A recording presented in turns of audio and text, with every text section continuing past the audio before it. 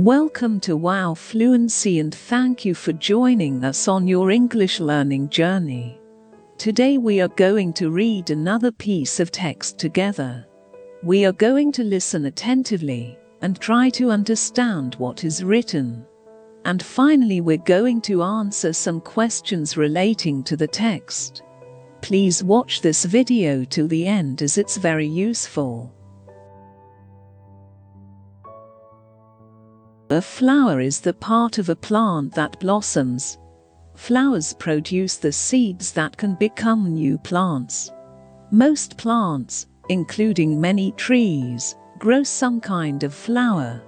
Flowers vary widely in their shape, size, color, and scent. Many types are small and barely noticeable. The blossoms that most people think of as flowers are those that are colorful and showy. A flower usually has four main parts. These are the calyx, the corolla, the stamens, and the pistils. All of these parts are usually bunched together at the tip, or receptacle, of the flower stem. The calyx is the outermost part of a flower. It is made up of sepals. The sepals are usually green and look like small leaves. The sepals enclose and protect the flower bud while it is developing into a flower. The flower's petals form the corolla. Within the corolla are the stamens and the pistils. The stamens are the male parts of a flower. They produce tiny grains called pollen. Pollen grains contain sperm cells. The pistils are the female parts of a flower.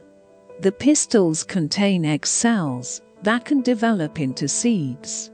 Some flowers have both stamens and pistils.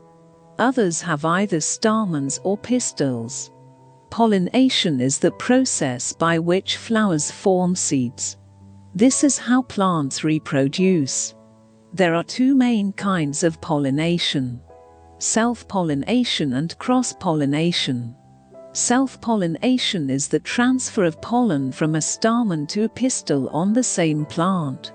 This can happen within one flower or between different flowers on the plant. Cross-pollination is the transfer of pollen from a flower on one plant to a flower on another plant.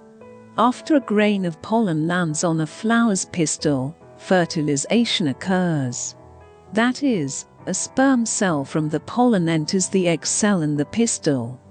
The fertilized egg then grows into a seed. Flowers are symbols of beauty in most cultures of the world.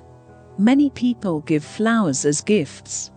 People also use flowers as decorations during holidays and at weddings and other ceremonies.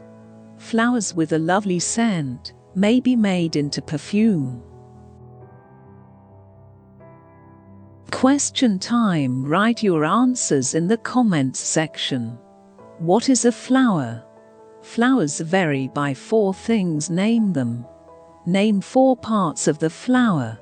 How many types of pollination are there? In some cultures, flowers are a sign of what?